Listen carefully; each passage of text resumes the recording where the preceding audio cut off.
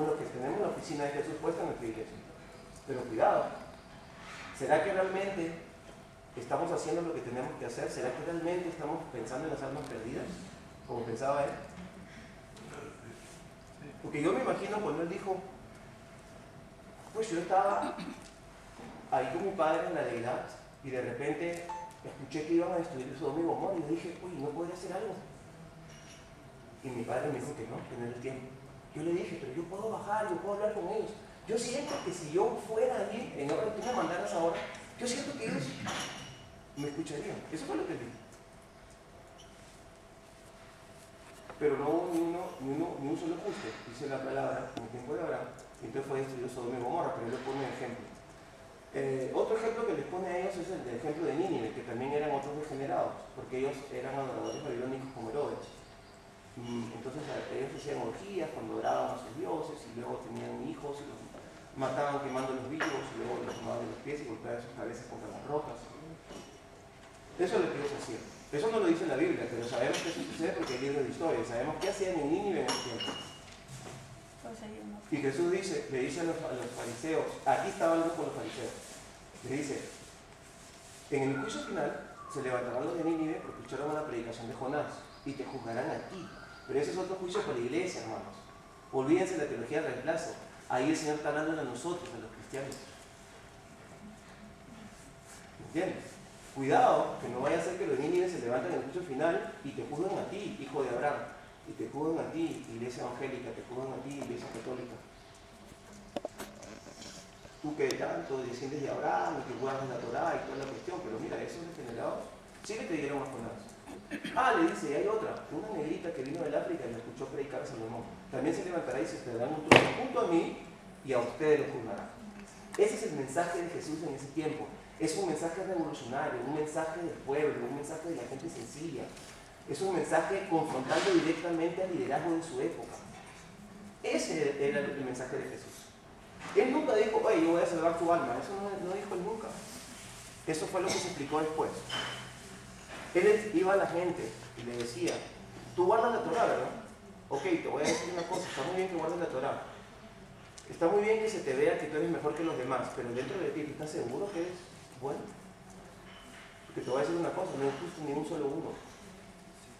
Es más, ni a mí me llamen bueno, de un día lo dije, ni a mí me llamen bueno. Aunque yo, todo lo que les enseño es lo que el Padre me ha dicho, pero aún así no quiero que a mí me lo digan. Y cuando le da de comer a la gente, ¿ustedes no creen que la noticia llegó a Jerusalén? En Galilea. ¿Cuál creen ustedes que fue la noticia? ¿Que alguien hizo un milagro? No.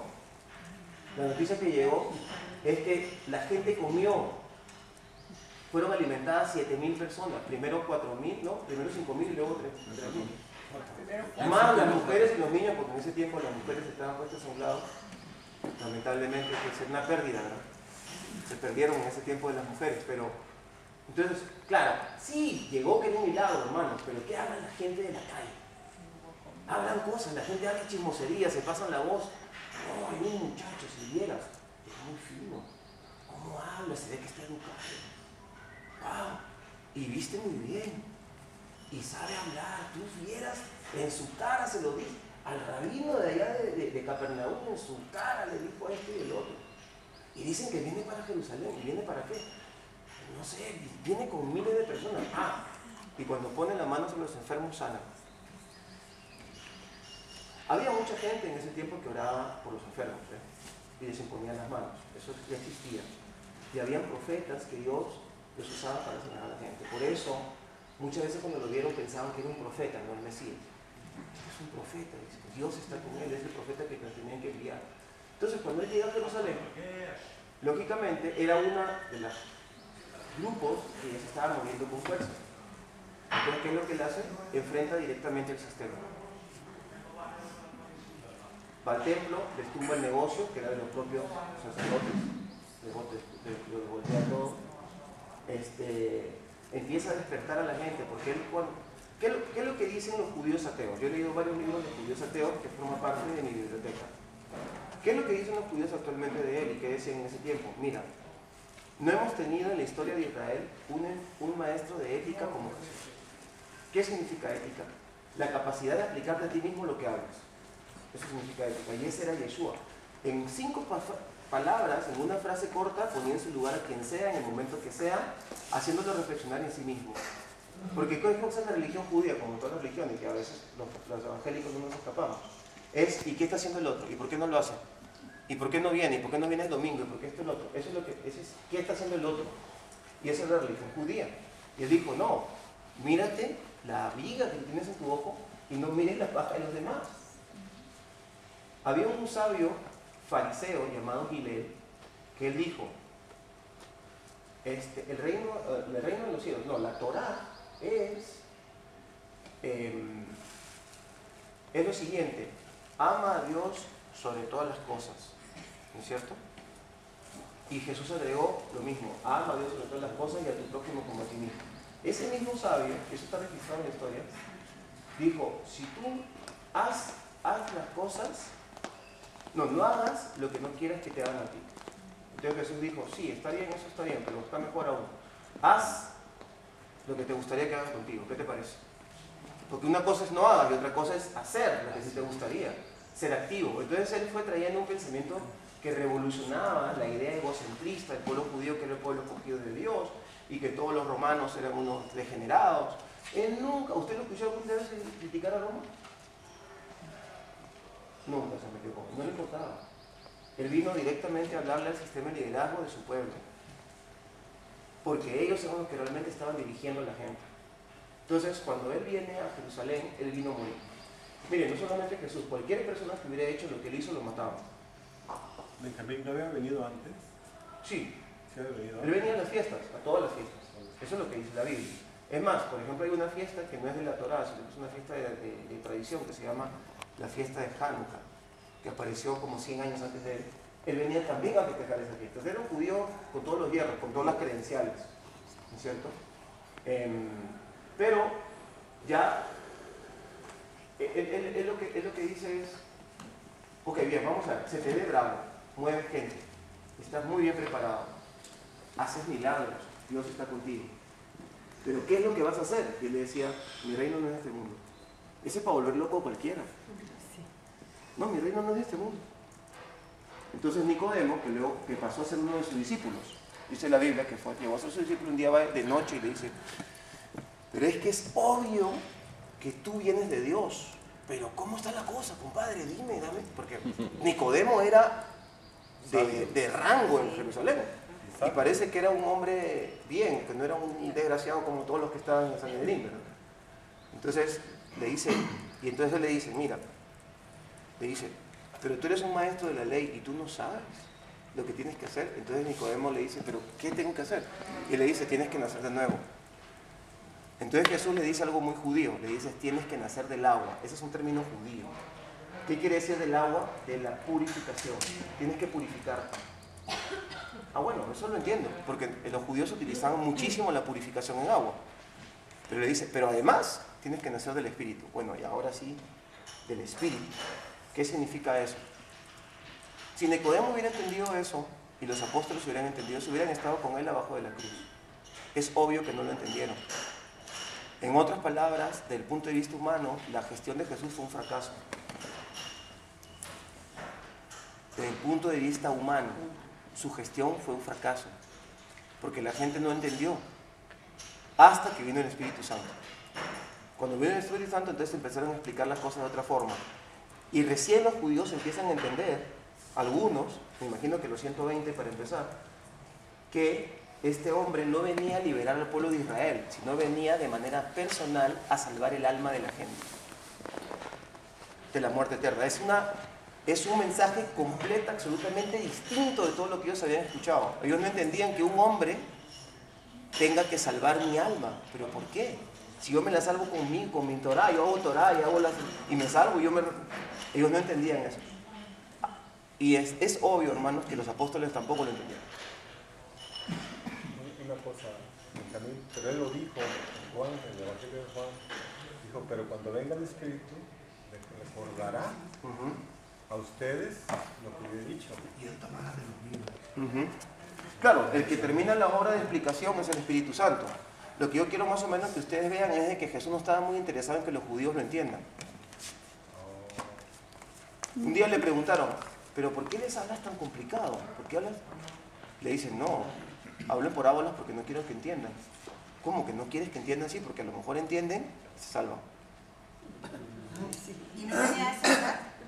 Sí, pero él venía a salvar, para poder salvar al mundo tenía que hacer un off en el pueblo judío. Si los judíos hubieran entendido, no lo hubieran rechazado y no se hubieran cantado toda la nación. Entonces, por esa razón, porque imagínense, el mismo Caifás, todos ellos podían haber entendido, pero lo vieron como un peligro político, lo vieron como una persona que estaba atendida. Ahí desarrollan 95 tesis, era otro hombre preparado, por eso hay que prepararse, hermanos. No vamos a lograr mucho si no nos preparamos. Hay que estudiar, de virgen en el barrio, porque tenía que ser virgen. Entonces, todas esas cosas nos permiten entender otras formas más profundas de poder entender las cosas que el Señor nos ha querido mostrar a través de la palabra. ¿Por qué se están hablando estas cosas en este tiempo? No lo sé, hermanos. Pero yo pienso que este es el tiempo. ¿Por qué no se hizo antes? Ya me peleé con un montón de gente, me he peleado con cristianos, con pastores, me he peleado con mesiánicos. Ya no me quiero pelear, solamente les digo lo que les dije ayer. Es amor. ¿Y por qué se están rompiendo estos sellos o se están dando? Yo tampoco lo sé. Estuvo como cerrado. Definitivamente el cristianismo que hemos heredado es un cristianismo que fue separado de Jerusalén. No querían que conozcamos ese Jesús del que yo le hablaba, no les interesaba. Y en algún momento es que hemos también recibido un poco esa información. No creo que mucho. Un poco sí, pero no creo que mucho. ¿Saben por qué? Yo en ese momento hablé de la Reina Valera. Yo en la universidad enseño con la Reina Valera. Lógicamente mis compañeros mesiánicos se rasgan la vestidura. ¡Ah, que tú eres judío, la Reina Valera! Me invitan a la Navidad, voy, ¿cuál es el problema? Si nosotros somos más poderosos que todas esas costumbres. Ahora, el problema es cuando ignoras.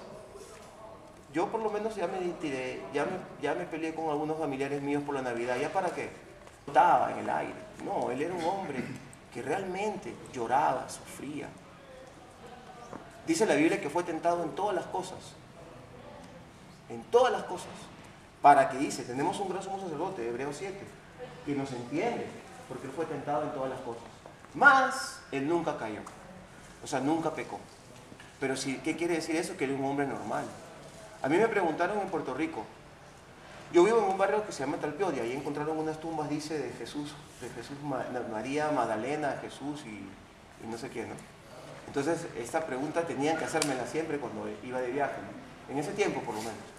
Yo entonces a mí me preguntó un hermano que tenía una actitud como así bien religiosa. Me dice, ¿y entonces usted no ha defendido? Le digo, no tengo nada que defender, o sea, Jesús no necesita que lo defiendan. Si miren todo lo que ha sobrevivido, su nombre, 2000 años ha sobrevivido a todo, a la Iglesia Católica, lo que ha hecho Martín Lutero, y seguimos creyendo en Yeshua. Por esa razón no nos podemos asustar si leemos la Reina Valera, porque ahí está el poder de Dios en alguna de esas palabras. Pues supongamos que se equivocaron un montón al decir la Reina Valera, ya pues no importa. Una palabra suya bastaría para sanarnos, ya está, se acabó. Teológicamente es conciliado. Yo le digo, bueno, no me preocupa que Jesús se haya enamorado. Lo que yo sí sé es que no se casó. ¿Cómo me dijo que no se había? Pues ¿por qué no se podría haber enamorado si era un hombre? ¿Cuál es el problema? Lo que pasa es que no hizo lo que no tenía que hacer. Esas se las dejo para que ustedes discutan en su cuarto con su esposa. Pero aún así, a mí no me metan, ¿no? Si se hubiera casado, no hubiera pecado, porque casarse no es pecado, o sea... ¿Es verdad eso? Aún se hubiera casado, no hubiera contradecido la ley, porque él lo que tenía que hacer era cumplir la ley. Exacto. Pero lo que pasa es que eso es bien católico. ¡Oh, no! ¿Cómo se va a casar? ¿Cómo va a mirar a María Magdalena? Si él es santo. Claro, lógico. Con esas retóricas nunca vamos a imitar a Jesús, porque es inalcanzable. Cuando la razón por la cual él se hizo hombre fue para que lo imitemos. Para que seamos como él, para que hablemos claro. O sea, pero en caso de que Jesús hubiera casado, ¿no le quita divinidad? Bueno, no te metas por ahí. Porque... Pero no le quita divinidad porque no violó ninguna ley. Eso sí, lo que pasa es que si él se hubiera casado, lo que tú dices es que se hubiera casado no hubiera tenido hijos. Ajá. Sí, lo que pasa es que, mira, ahí judíamente tenemos un problema, porque nadie se casa para no tener hijos, eso va en contra de la Torá. Entonces no se podría haber casado. Estamos hablando técnicamente, no estoy hablando emocionalmente. ¿Okay? Me perdona si alguien se ha ofendido ahorita, pero él tenía que haberse enamorado, es obvio, porque él fue tentado en todas las cosas. Es obvio que tiene que haber visto una chica y haber dicho, wow, ¿qué hijos tendríamos? Wow, pero mira esta morena. Como le pasó a David, ¿no? Pero él, no. La tentación podía llegar hasta él, pero él nunca cayó. Si él hubiera caído, simplemente no nos hubiera podido salvar. Pero si hubiera sido una persona que no era proclive al pecado, su sacrificio no hubiera sido eficaz. Tenía que ser un hombre que realmente no quiso pecar, puro, completamente. Entonces, al momento que lo mataron, no tenían que haberlo matado, porque nunca pecó, ¿verdad? Entonces ahora la muerte quedó en deuda con la humanidad porque mató a un hombre que nunca había pecado. Al comienzo, ese hombre que murió sí había pecado, por lo tanto dejó en deuda a toda la humanidad. Pero tenía que ser, no podía ser un ángel, tenía que ser un hombre con todos los hierros, un hombre completo, cabal y total, que tuvo el poder y la capacidad de caminar con su padre, unido completamente al punto que nunca pudo caer en ningún pecado. Esa es mi explicación, y yo también tengo que explicárselo a los judíos, porque ellos te preguntan, no, pero ustedes están adorando a un hombre, pero ¿no te das cuenta que es un hombre? Le digo, pero ¿no te das cuenta de que un hombre nos salvó de Egipto? Y que lo adoraban como Dios, se llamaba José, y lo veían como un Dios, y ese fue el que nos salvó desde Egipto. ¿No te das cuenta que ese es nuestro Jesús? Que nosotros lo vendimos y lo botamos de la familia porque no nos gustaba lo que decía. Ese es el Jesús. Entonces yo tengo que tener también estas explicaciones. Y no puedo ser tan espiritualista, porque de eso hemos abusado muchísimo en la iglesia. Entonces los judíos dicen, ya este va nuevamente a decirme porque Dios dijo. No, porque Dios no quiso. No, explícame. ¿Por qué esto y por qué lo otro? Entonces nosotros los judíos mesiánicos, bueno, yo soy un judío que sigue a Jesús. Mesiánico, bueno, cuando me lo dicen lo acepto, pero no es algo que yo lo proclamo. Yo tengo que tratar de explicarle a ellos con la misma Torá, yo tengo que decirles, sí, efectivamente, si era un hombre, es verdad, era un hombre, pero era Dios. ¿Cómo? Pero si es hombre no puede ser Dios. Es que Dios puede hacerse hombre si quiere. Y tenemos una tesis en la universidad que nosotros presentamos a los judíos de por qué si Dios efectivamente iba a ser un hombre. Y empieza en Génesis, que empieza en la predicación del Evangelio, empieza en Génesis realmente, cuando la palabra dice que el hijo de una mujer iba a pisarle la cabeza a la serpiente. Por lo tanto, tenía que ser alguien que nunca haya pecado. ¿Cómo podía ser esa persona que nunca había pecado? Nada más que sea parte de Dios.